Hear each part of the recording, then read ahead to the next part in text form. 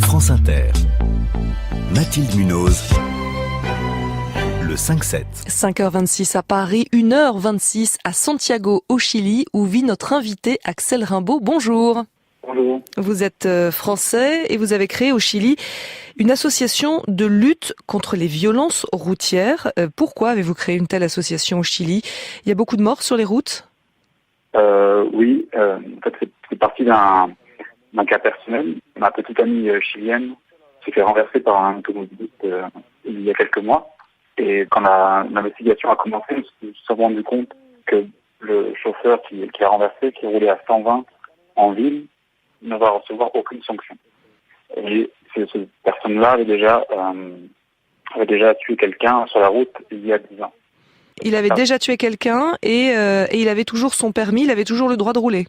Oui, il n'avait pas perdu pour ce cas-là. Et pour notre cas, on espère qu'il le perdra pendant quelques années, mais on n'a aucune certitude sur ce point-là. Et pourquoi? C'est qu'il n'ira pas en prison, parce que c'est dans la loi chilienne. Donc en fait, ça considère que c'est un accident. Donc que la personne n'avait aucune volonté de tuer.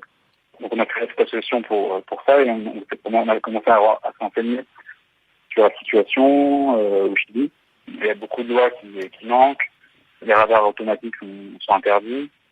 Les limites de vitesse sont très élevées. Donc... Il y a combien de morts sur les routes au Chili? Il y en a beaucoup plus qu'en France, par exemple, rapporté au nombre d'habitants?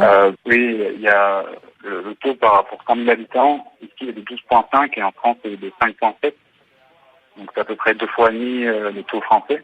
Un problème aussi, c'est que la situation n'a pas changé depuis les années 70. Donc au Chili, depuis les années 70, le nombre de morts est en légère augmentation chaque année. Donc on est à 2000 morts par an et 60 000 blessés. Et donc concrètement, que faites-vous avec votre association? On essaie de faire avancer certaines lois. Donc on a pris une liste d'une centaine de projets qui existaient sur la sécurité routière et qui n'ont pas bougé depuis des années.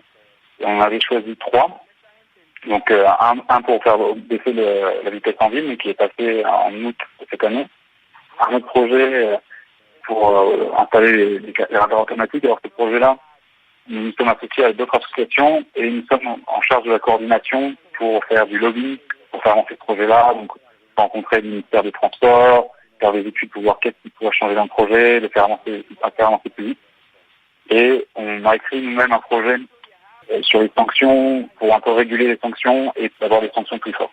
Axel Rimbaud, merci de nous avoir accordé quelques minutes. Votre association s'appelle Mouvement contre l'excès de vitesse létale et on a bien compris son utilité malgré la liaison qui n'était pas très bonne. Et je vous souhaite une bonne journée ou plutôt une bonne nuit vu l'heure au Chili. C'est la nuit, chez vous il est 1h30. Il me reste un peu de temps avant